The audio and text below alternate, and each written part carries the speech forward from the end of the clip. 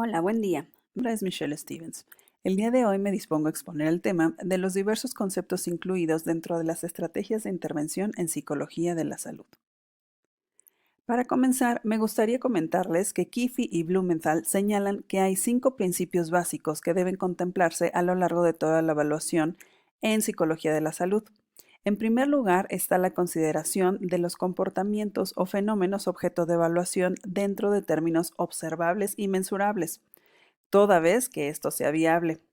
Luego está el hecho de que se debe prestar atención especial a la evaluación de la interacción entre comportamiento y fenómenos ambientales y fisiológicos, más que analizar estos como una medida aislada y atomizada. En tercer lugar está el hacer énfasis en la conexión del proceso evaluador con el de la aplicación del programa o tratamiento, ya que ambos forman partes indisolubles de lo que se entiende como proceso de intervención. Después está la repetición de la medida a través del tiempo, que debería de realizarse en una secuencia de medición, aplicación, medición continua e integrada que nos permita comparar los niveles del cambio a lo largo del tiempo. Y por último, tenemos el enfocarnos en mantener un ánimo evaluador a lo largo de la aplicación del programa o tratamiento en cuestión, de manera que la efectividad de la aplicación se haga evidente y nos permita rectificar sobre la marcha en caso necesario. La evaluación psicológica y médica deben complementarse, ya que el aporte de datos deben considerarse interactivamente. Por otra parte, los objetivos de la evaluación en psicología de la salud dependen de los intereses en cuestión, de si la intervención se planea sobre la salud y o la enfermedad y de si la intención es trabajar a nivel individual, grupal, institucional o comunitario. Existen básicamente 4 objetivos principales para la evaluación psicológica de la enfermedad. En primer lugar está el delimitar las condiciones y subcondiciones, que son de naturaleza personal, como la referente a lo conductual, lo cognitivo y lo psicofisiológico, y las interpersonales, comunitarias y sociales, que de alguna manera contribuyen al inicio y o mantenimiento de una enfermedad, así como también de las variables de las cuales aquellas dependen. Además, debe de contribuir a proporcionar un grado de predictibilidad acerca del futuro del desorden en lo que respecta a las variables presentes de su competencia. Otro de los objetivos es proporcionar direcciones para la intervención en el ámbito de su competencia, mediante el juicio diagnóstico correspondiente que establezca la conexión funcional o interacciones causantes de las condiciones y subcondiciones contribuyentes al proceso patológico. Y por último, proveer un lenguaje común que facilite la comunicación entre los profesionales. La evaluación en psicología de la salud suele utilizar para su aplicación muchos de los instrumentos y técnicas elaborados para la evaluación conductual en psicología clínica, aunque también ha desarrollado numerosos instrumentos de aplicación específica a su objeto de estudio. Adicionalmente, han surgido otros instrumentos en áreas de conocimiento relacionadas con la psicología de la salud, como escalas y medidas de calidad de vida y de cuantificación del riesgo para la salud surgidas en el ámbito de la salud pública y la epidemiología, las cuales se han incorporado al repertorio evaluador.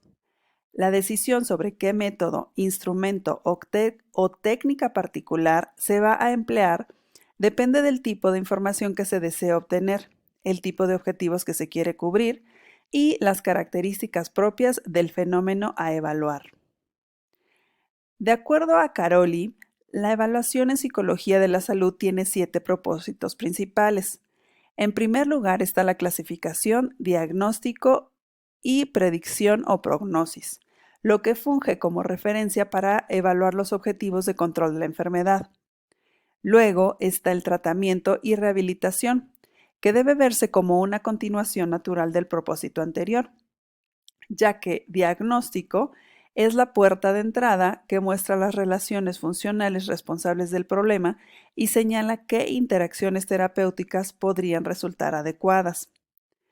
En tercer lugar, se encuentra la prevención y promoción de la salud, que se refiere a evaluaciones realizadas con el propósito de mantener estados de salud en individuos sanos o estados de la mayor salud posible en individuos con enfermedad crónica, así como el control de la incidencia de enfermedades. Después está el cuidado de la salud, que puede entenderse como el propósito de cuidado institucional de la salud, tanto a nivel individual como colectivo. La evaluación de la adherencia al tratamiento y las evaluaciones con propósitos de salud pública caerían dentro de esta categoría. En quinto lugar, se encuentra la planeación de política sanitaria, que incluirían aquellas evaluaciones con propósitos de salud pública o de toma de decisiones sobre acciones legislativas o presupuestarias dirigidas a la dotación de medios económicos, infraestructura de atención sanitaria, tipo de medios humanos en atención, entre otras. Como sexto y séptimo propósitos están la investigación y la enseñanza.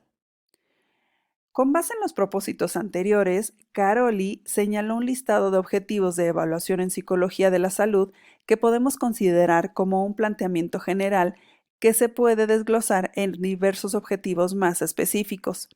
El listado original señalaba como objetivos de evaluación los siguientes: estado de enfermedad individual y a nivel de grupos, estado de salud y bienestar individual y a nivel de grupos, hábitos diarios de salud y nivel de efectividad funcional, procesos psicológicos de la enfermedad que contemplan los cognitivos, los conductuales, los sociales, los afectivos, procesos naturales de recuperación de la enfermedad, respuesta a inducciones controladas en laboratorio, como las pruebas de estrés, los procesos de rehabilitación, promoción de la salud y prevención, que son procesos de estilo de vida y resultados en salud, condiciones socioeconómicas que afectan a la salud, por ejemplo, la pobreza, la masificación, etcétera, riesgos ecológicos para la salud, utilización del sistema de salud y, por último, la adherencia al tratamiento. Para llevar a cabo cualquiera de los objetivos anteriores de evaluación, enmarcado en uno u otro de los propósitos descritos, se dispone de diferentes tipos de medida, como pueden ser las medidas bioquímicas y psicofisiológicas, la entrevista, los cuestionarios y pruebas psicológicas, la observación directa, la autoobservación y autorregistro, y la evaluación ecológica momentánea como estrategia evaluadora en psicología de la salud. Las medidas resultantes de la evaluación médica proporcionan información siempre útil y con frecuencia necesaria, en el sentido de que suelen ser el marco o nivel objetivo de referencia en la intervención de la enfermedad y la promoción de la salud. Su mayor importancia se alcanza en la intervención sobre la enfermedad. Es el principal criterio de contraste de la eficacia de la intervención. Las medidas bioquímicas de interés suelen ser concernientes a la actividad de los sistemas endocrino e inmune. Ejemplos pueden ser las medidas de nivel de glucosa en sangre capilar y en orina, que se emplean en el caso de las intervenciones en diabetes mellitus, las medidas de nivel de tiocianato en saliva, que se emplea en la intervención de tabaquismo, o las de nivel de cortisol en saliva. Ejemplo de medidas de la actividad del sistema inmunológico son la respuesta proliferativa de los linfocitos o los cambios en los niveles séricos de anticuerpos. La entrevista es una herramienta útil para la evaluación en salud y en enfermedad, en tanto que es el modo más versátil para obtener datos sobre estilos de vida, actitudes, creencias y prácticas concretas de salud. En el ámbito de evaluación de la enfermedad, por ejemplo, la entrevista no solo permite la obtención de información relevante sobre los problemas del paciente y las posibles variables con ellos relacionadas, sino también permite crear el clima de confianza y relación empática tan necesario en la actividad clínica.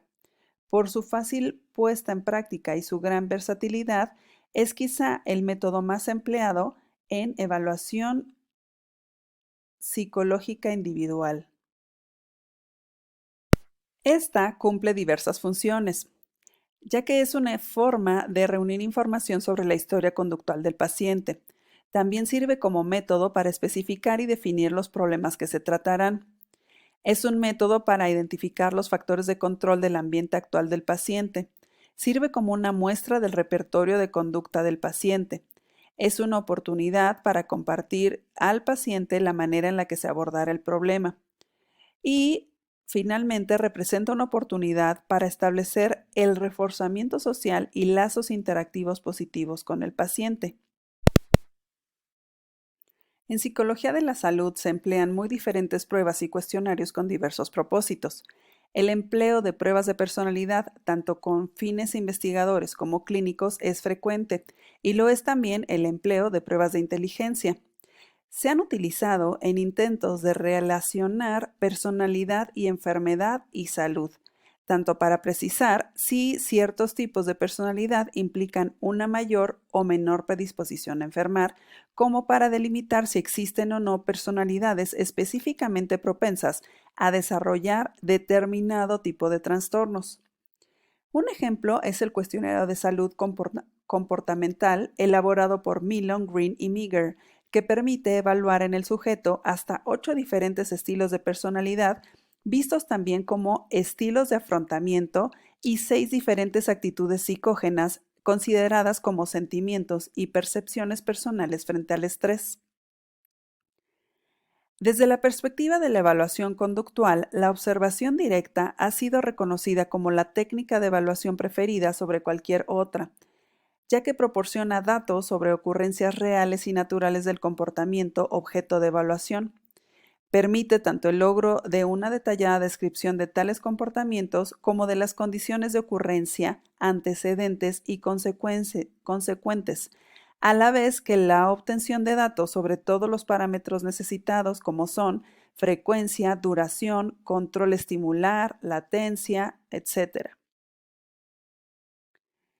El autorregistro mediante la autoobservación es el método de obtención de datos más empleado y más versátil en psicología de la salud, algo que también sucede en la intervención clínica en psicología en general. Es una técnica de evaluación con beneficios terapéuticos intrínsecos, pues hace consciente al paciente de aspectos de su propio comportamiento que podrían haber pasado desapercibidos o sobre los que podría tener creencias equívocas. También permite al propio paciente controlar su progreso, por lo que adquiere una función de retroalimentación que fortalece el comportamiento de cambio y permite rectificar.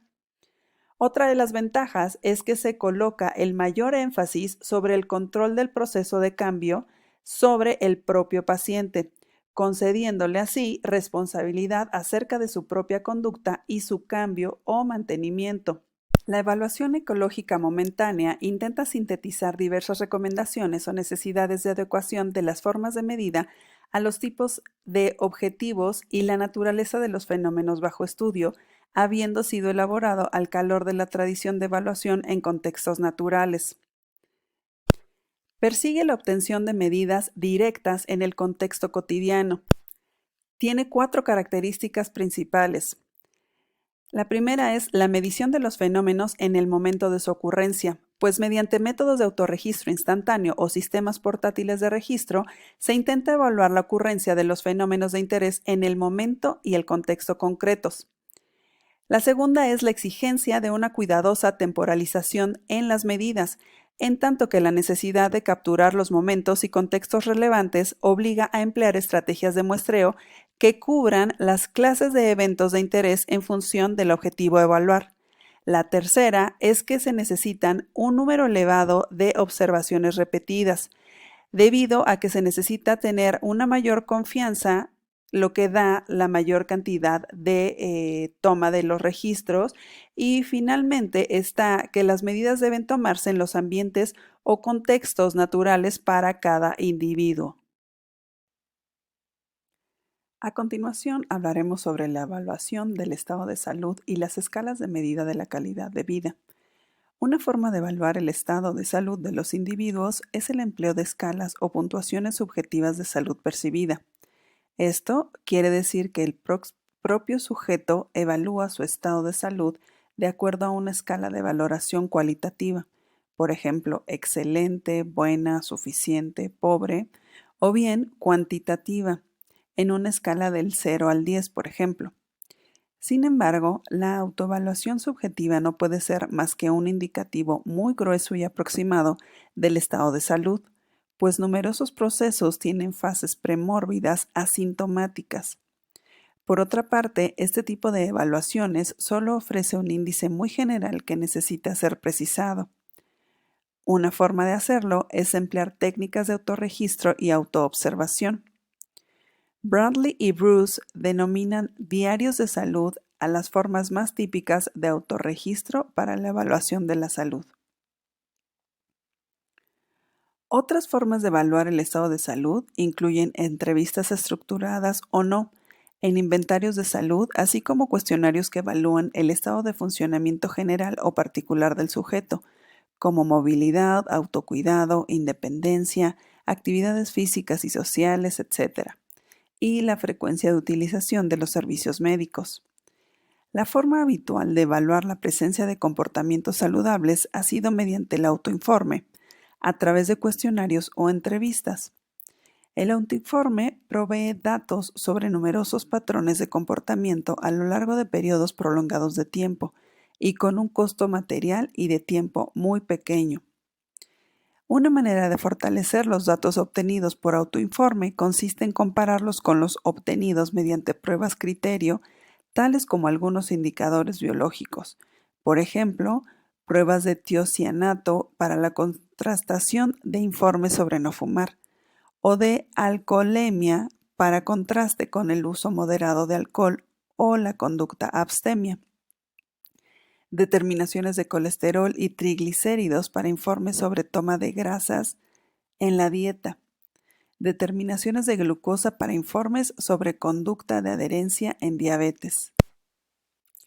Se ha comprobado que el apoyo social, compuesto por un entramado de relaciones interpersonales, de grupo o institucionales, son algo muy relevante para la salud, ya que su presencia parece favorecerla y su ausencia está relacionada con mayor afectación a nivel de morbilidad y mortalidad.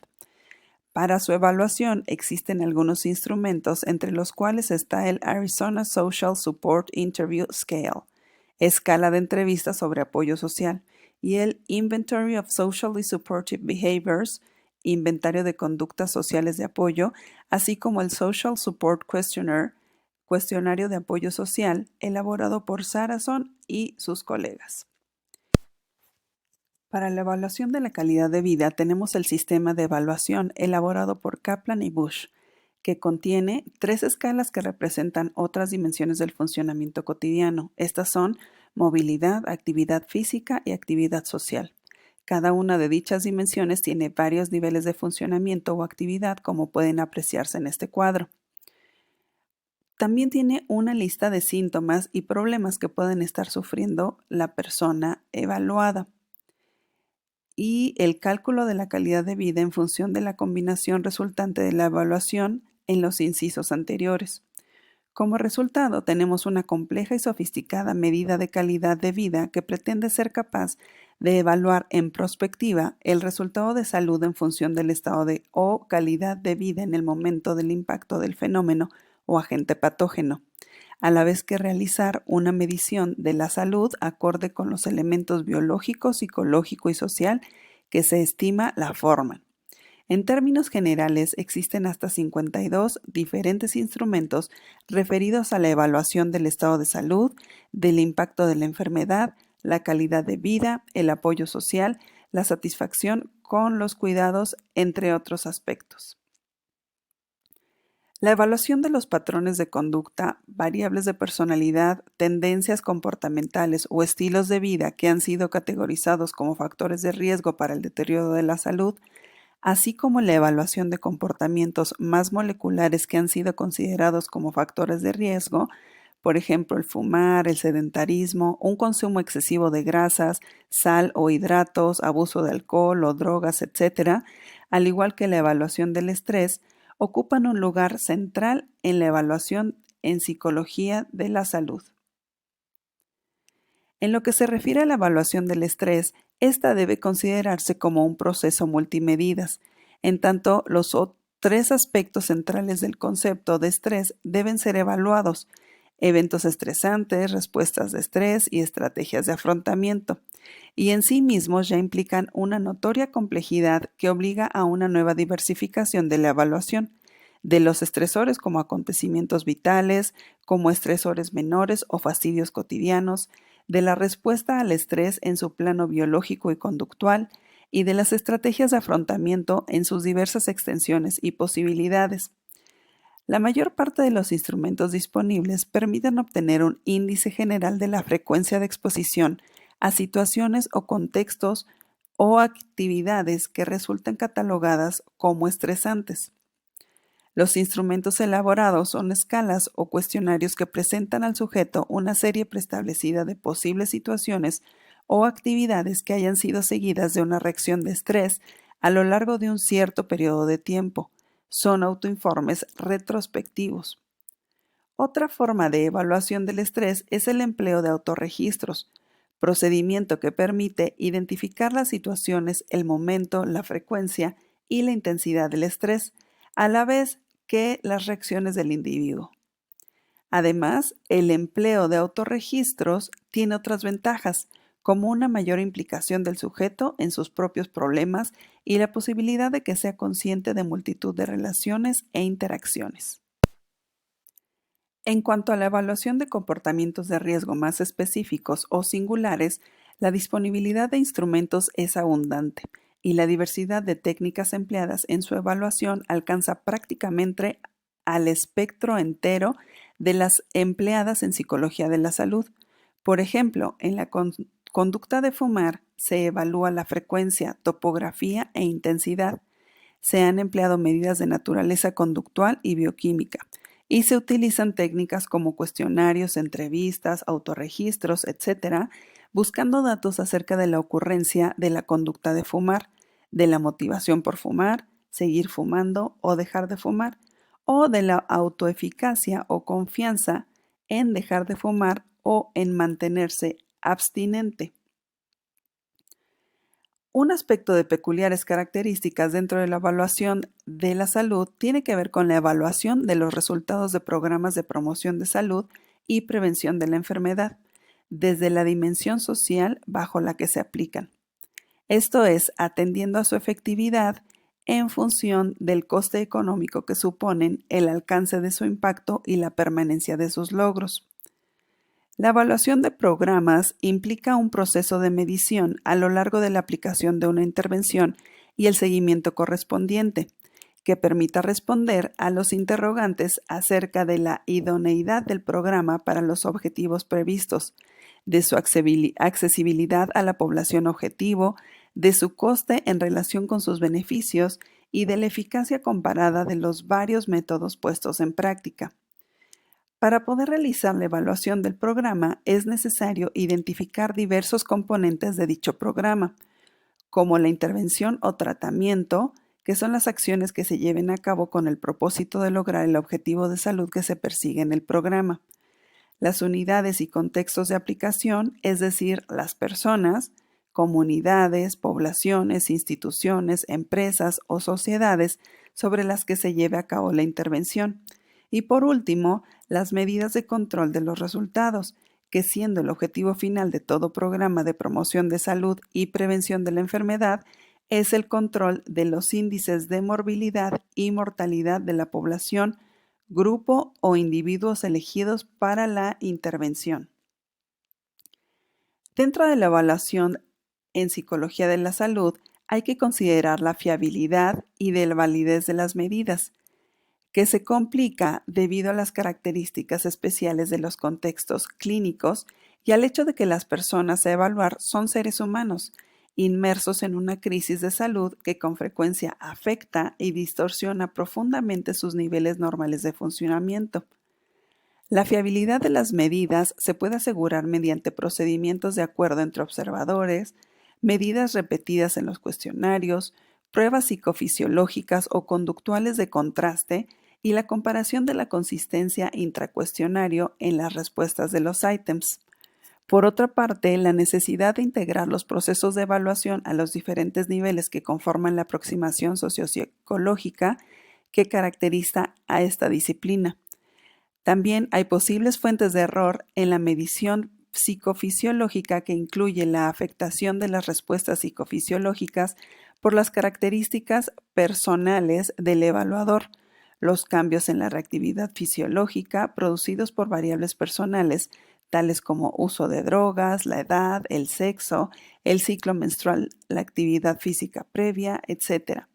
Asimismo, las condiciones ambientales de humedad y temperatura pueden afectar el proceso de medición. La naturaleza multimodal de la evaluación en psicología de la salud permite que los datos obtenidos de diferentes fuentes sirvan para fortalecer la validez, pero no excluye la necesidad de seguir contando con medidas de validez de constructo y de contenido para los numerosos cuestionarios empleados, sobre todo en el estudio de ciertos fenómenos. Las dos grandes áreas de aplicación son la salud y la enfermedad, y dentro de cada una existen diferentes niveles de intervención delimitados por los contextos de actuación o por los objetivos que se persiguen. Ambas áreas de actuación pueden coincidir sobre el mismo objetivo de intervención, ya sea un individuo, una institución o una comunidad. Con un individuo intervenimos para mejorar su adherencia al tratamiento, eliminar o reducir hábitos nocivos para la salud, como fumar o tomar un exceso de grasas, o mantener una vida sedentaria, con lo que se busca evitar nuevas enfermedades en el futuro y la potencialización de hábitos tenidos por saludables al estar asociados a una mayor longevidad y una mejor calidad de vida.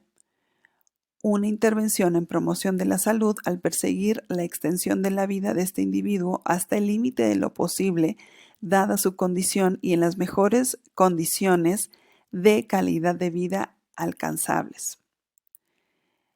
En cuanto a las áreas de aplicación y niveles de intervención, podemos decir que la intervención en enfermedad está dividida en intervención directa con los pacientes que sufren la enfermedad e intervención sobre el proceso de cuidado profesional de la salud y la enfermedad. La intervención en salud tendría que dividirse a su vez en tres grandes subáreas que mantendrían el elemento común de aplicación sobre objetivos de salud. La intervención específica a modo de planear intervenciones dirigidas a la adquisición cuando no existan o la potenciación cuando sí, de repertorios tenidos por saludables en función de los datos disponibles. 2. La intervención específica sobre prevención de enfermedades mediante el cambio o eliminación de comportamientos tenidos por riesgos para cierto tipo de patologías. 3. La intervención general enfocada en la prevención de la enfermedad mediante la potenciación de ciertos repertorios comportamentales generales que pueden tener un efecto favorecedor de la salud. Además, existen otras subáreas. La subárea de intervención sobre el afrontamiento de la enfermedad por el paciente y las personas vinculadas, que tiene el propósito de lograr minimizar el impacto psicológico causado por la evidencia de la enfermedad. La subárea de adherencia al tratamiento y control de la enfermedad. Los objetivos son, por una parte, el mejor seguimiento posible, con el mejor coste psicológico posible, y por la otra, el autocontrol o automanejo de la enfermedad. Por último, el área de actuación o intervención sobre el cuidado profesional de la salud se refiere genéricamente a todo tipo de intervención desde la psicología de la salud susceptible de mejorar tanto el funcionamiento del sistema de salud como tal en alguno de sus aspectos como el de los profesionales que lo forman en sus respectivos papeles profesionales. La promoción de la salud se entiende hoy como una forma global de política de salud diversificada en acciones individuales y colectivas de cambio y potenciación de estilos de vida, acciones institucionales de organización de los accesos a las fuentes de salud, como son actividades, recursos, alimentos, instalaciones, conocimientos, etc. Y actuaciones políticas, tales como regulaciones de mercado, tasas e impuestos, avisos sobre nocividad, prohibiciones o limitaciones a la comercialización y de regulación de los derechos de los consumidores. La intervención en prevención primaria y promoción de la salud se enmarca entre los principales objetivos de intervención de la psicología de la salud. Se trata de un área interdisciplinaria de intervención en la cual la psicología puede ocuparse preferentemente de lo que sean actuaciones para el cambio comportamental. Diversas barreras u obstáculos de índole material, como la carencia de medios, escasos presupuestos, formativo, profesionales fuertemente influenciados por la orientación al tratamiento, social, como las presiones a favor de mayor gasto terapéutico, y psicológico, como las rutinas, tradiciones, falta de conocimientos, etcétera, hacen que la situación no avance con la rapidez deseada. Por otra parte, existen diferentes hábitos de salud que están controlados por diferentes factores, lo que viene a dificultar el diseño de intervenciones simplificadas. También hay diferentes factores que pueden controlar la misma conducta de salud en diferentes personas. Los factores que controlan una conducta de salud pueden cambiar a lo largo del tiempo. Los factores que controlan las conductas de salud pueden cambiar a lo largo de la vida de las personas. Los niveles de intervención se refieren a la población objetivo o al contexto de intervención en cualquiera de las áreas y subáreas antes mencionadas. Se puede intervenir al más elemental de los niveles, el individual, al tratar que una persona en específico adquiera un comportamiento saludable, elimine o reduzca uno que se considere de riesgo o afronte con el menor coste psicológico posible su reciente diagnóstico de cáncer o diabetes y afronte su futuro como enfermo crónico de una manera adaptativa. Se puede intervenir de igual manera sobre niveles más complejos, como el caso de parejas que deban afrontar el diagnóstico de una enfermedad crónica en uno de sus miembros o deban cambiar hábitos de vida conjuntamente. Y finalmente podemos intervenir a nivel de colectividad, como en un contexto institucional que podría ser un colegio, hospital, residencia, empresa, prisión, etc. O se trata de una comunidad abierta, de menor o mayor extensión, como un barrio, ciudad o provincia. Como pudimos observar, dentro de las estrategias de intervención en psicología de la salud, contamos con diversas herramientas y métodos para lograr nuestros objetivos, desde los tipos de instrumentos hasta los distintos niveles en los que se pueden realizar las intervenciones. Resulta de especial interés la manera en la que puede influir el paso del tiempo, las creencias y los hábitos de las personas al grado de representar una barrera para la implementación de determinada medida para promover la salud. Me parece que este es un aspecto en el que la psicología de la salud se debe de enfocar para tratar de cerrar o al menos reducir esa brecha, con el objetivo de poder implementar los diversos programas de manera adecuada. Gracias por su atención.